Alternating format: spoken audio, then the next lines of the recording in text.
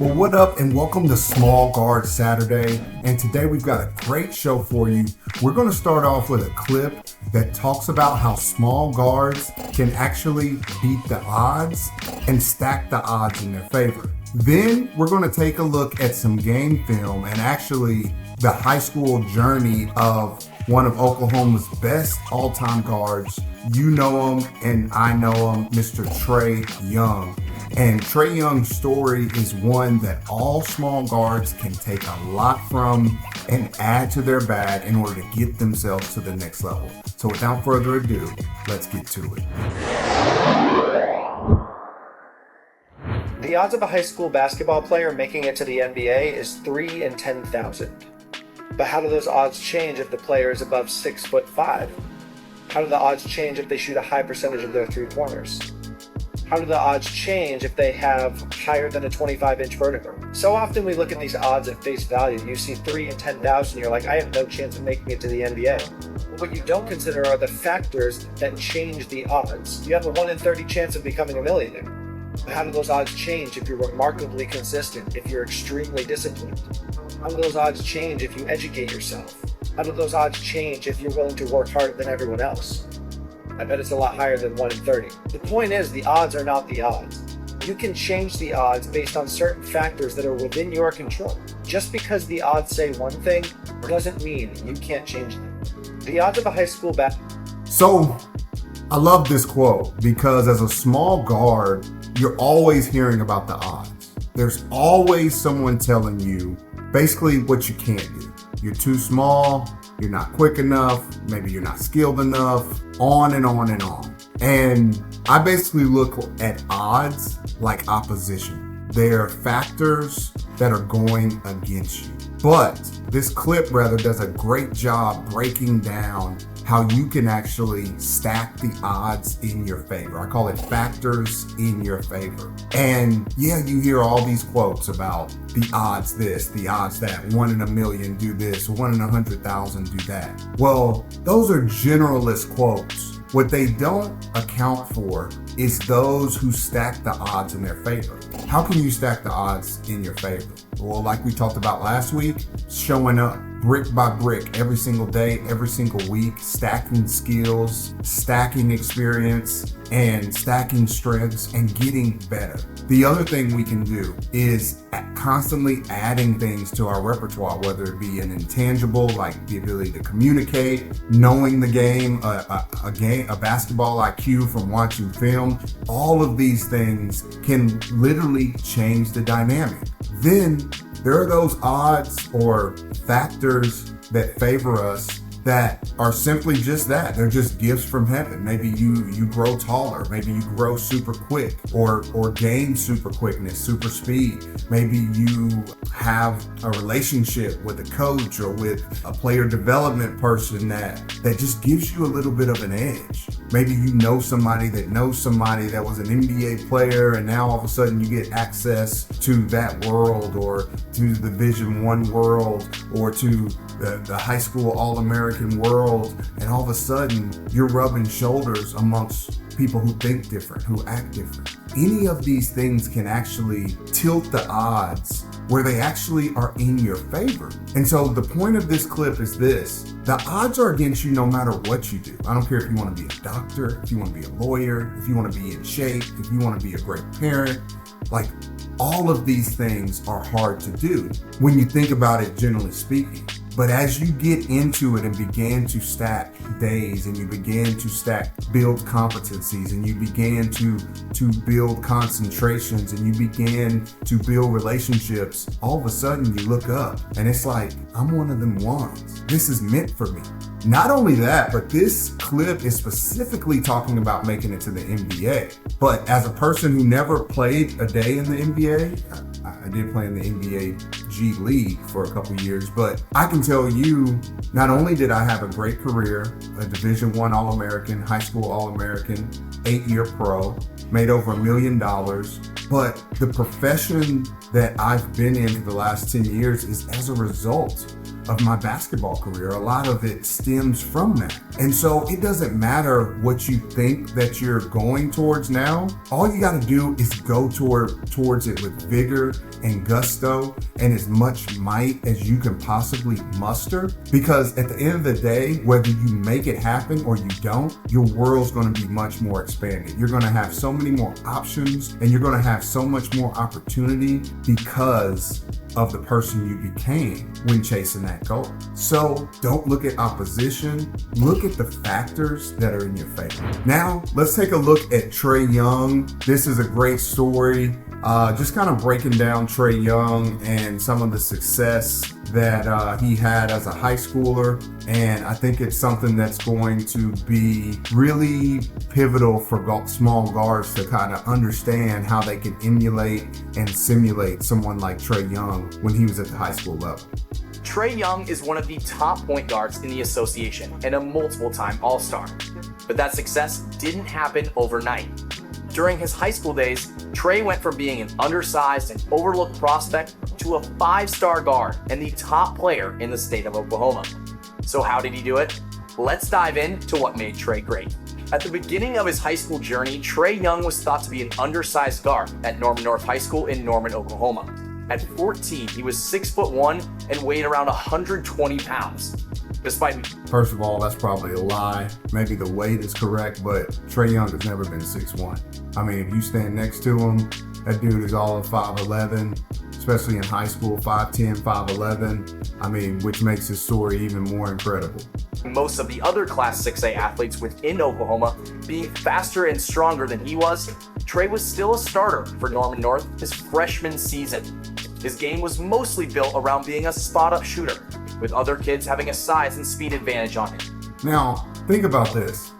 Norman North is a 6A school, one of the largest schools in Oklahoma. So it's not like the Steph Curry story or the Blake Griffin story where you're at a home school or some hand-picked school, which is great. Again, for small guards, I think you got to go where the opportunity is.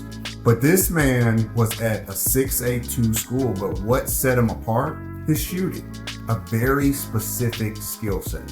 And a lot of small guards are generalists, and you can't be.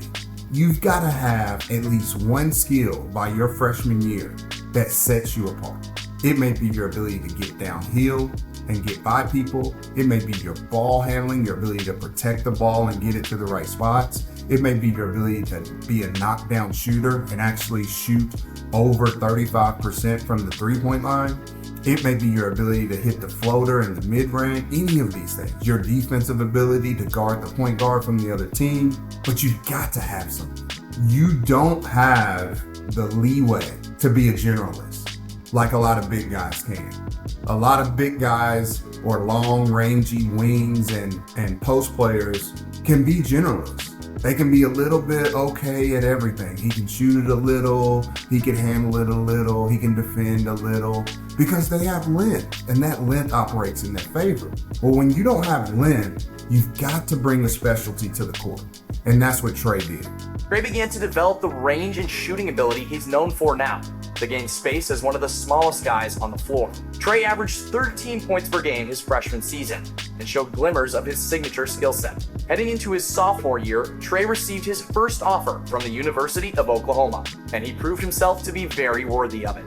Trae averaged 25 points and 5 assists a game during his breakout sophomore season. Now, we cannot skip over this, because this man goes from averaging 13 points a game as a freshman to dang near doubling it to 25 points a game as a sophomore. Think about that. I see so many athletes today that get an opportunity, they have some success, and they rest on their laurels. Do you know how good you have to be to double your points per game average in the same amount of time? Don't give me that he's getting more shots or maybe a senior graduated he was a starter as a freshman, he's a starter as a sophomore. So he's basically playing the same amount of minutes. Yeah, he's probably getting more shots, but he's making more shots. And he's probably making a variety of shots. He has leveraged his opportunity and completely overhauled his game. A lot of you, when you get an opportunity, yeah, you can average 13.5 points a game one year. The next year, you're averaging 15.3. you're averaging 16. I had a similar ascension going from not making the varsity team as a freshman to averaging 20 points as a sophomore, averaging 25 points as a junior, and averaging 28 points as a senior. Every year I was adding something to my bag in order to get better. You guys have to understand that the burden gets heavier as you go up. And as you're climbing those rungs, you've got to be ready for more weight and more responsibility. And I love this about Trae. Nearly doubling his points per game from the season prior. At the end of that year, Trae earned offers from Kansas, Texas, and UCLA, just to name a few. But he ended up committing to the hometown Sooners, stating, "This is home. This has always been home for me." Entering his junior year, Trae was ready to take that next step. He led Norman North to a 28-4 record and a state runner-up finish, while averaging an incredible 34 points in 5. Now, again, not only does this man go from 25 points a game, but ups it even more to 34, almost 10 points more a game. I can't stress to you guards enough. This man was in his bag. He was in the gym, adding to his game at all times. You cannot rest on your laurels. You have to double the effort of the next best guard on your team. You have to double the effort of the other guards around you. It's not enough to come to practice 5 days a week, train 2 or 3 days a week, and think you're going to get to this level. Guys, I just told you I increased my average by 4 points a game every single year. This man doubled that every single year. Do you know how great you have to be? Do you know how much you have to be in the gym? I know I was in the gym, and this was a time when kids really didn't train like that. High school players didn't really spend time working on their game. We just played when we came up. And for me to be training, I was looked at as a weirdo. Now, everybody trains. So how much more do you need to be adding to your bag? How much more can you, whether it's a sit-up, an ab session at night before you go to bed, maybe weights in the morning, maybe a dribbling 15-20 minute dribbling session in your driveway or in the garage before school. Maybe it's a shooting session from the edge of your bed, 100 shots a night before you go to bed. Maybe it's a extra finishing session before you leave the gym every day. Like, these little things matter. You've got to start stacking days and stacking time with the ball in your hand. The other great thing that I want you to notice that all small guards have to be aware of and have to take hold of is that Trae and his success led to winning for his team. And ultimately, yeah, you got to learn how to be able to make plays and manipulate the game in order to have singular success. But for a lot of you, it never relates to team success. And so, yeah, you can come in and make a couple plays, but your plus minus is terrible. You're giving up just as much as you're scoring. Or you're scoring and nobody else is touching the ball. Trae was great at leading the team and causing wins. So win shares is what they're called in the NBA. His style of play always has led to wins, whether it's high school, college, or pro. Look at what he's done for that Atlanta Hawks franchise. Like, he knows how to win. And that's something as a small guard, a lot of us don't pay a lot of attention to. And I know I didn't for a long time until I really became a pro. And I started to see that my contracts, the length and the money involved in my contracts were based on wins. Like, what could I do to help a team win? So that's a key we've got to understand. 5 assists per game. In back-to-back games, he dropped 50 and 60 points, which extended Norman North's winning streak to 17. Trae wasn't the only one putting up the... Guys, do you know what 50 points a game looks like? Once. To score that once. I'll never forget. So I was averaging 28 points a game as a senior. I had one of my classmates actually bet me if I would score 40 that season. And obviously if you're averaging 28, like you're getting 30, 32, 33 some nights, 25, 26. I was always in that range. So I'm like, 40 is nothing. You know, like I'm right there at 40. Do you know I never scored 40? Like 40 is a low. This man had 50 and 60 back to back, like multiple games throughout his high school career. And what I want you to understand, as someone who watched Trae as a high schooler, what I was impressed with was his relentlessness.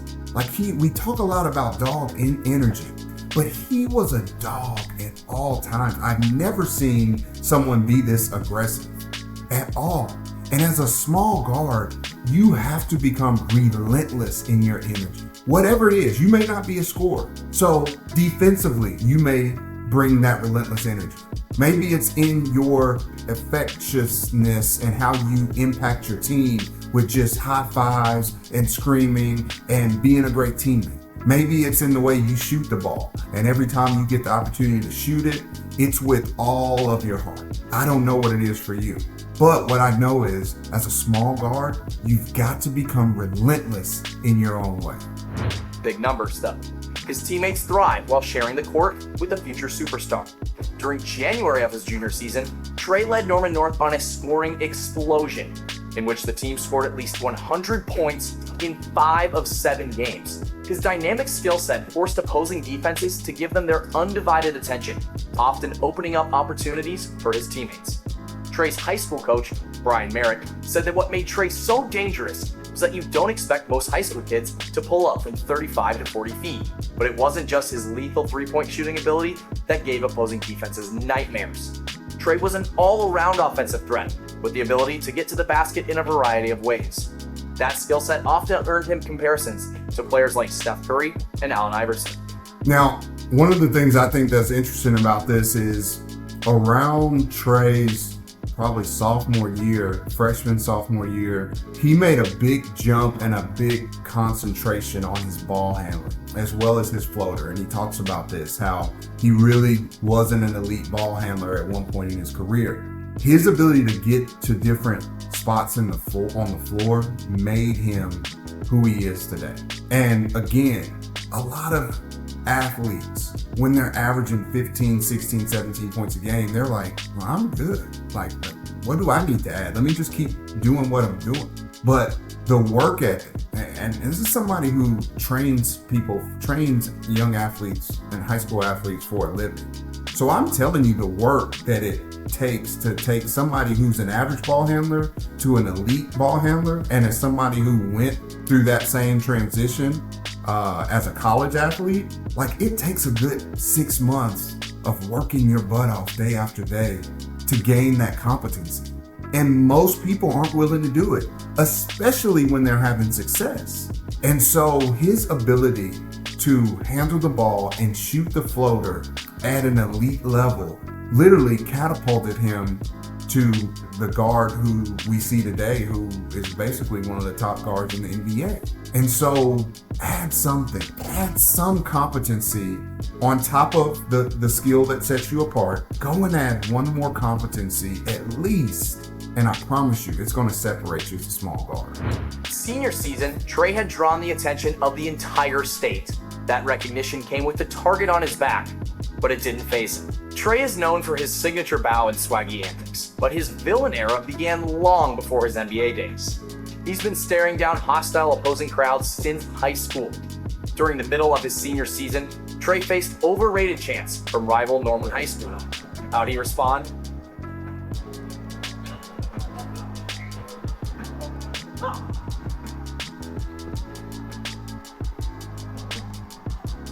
Despite facing a triple team, Trae drilled a shot for the victory. Trae never showed. So one thing that we talk about with all our small guards is the swagger, okay? And there's 3 levels of swagger as far as I'm concerned. There's the level that says, basically, I know that I'm good. That's level 1. Level 2 is, I know that I'm better than whoever they're putting against me. And level 3 is the showmanship swag. That I'm so good, I'm going to not only dominate whoever the opposition is, but I'm going to put on a show while doing it. As somebody who had an amazing high school career, I could tell you I had level 1 swag. I knew I was good. I didn't necessarily know I was better than whoever my opposition was going to be that night, but I knew I was pretty darn good.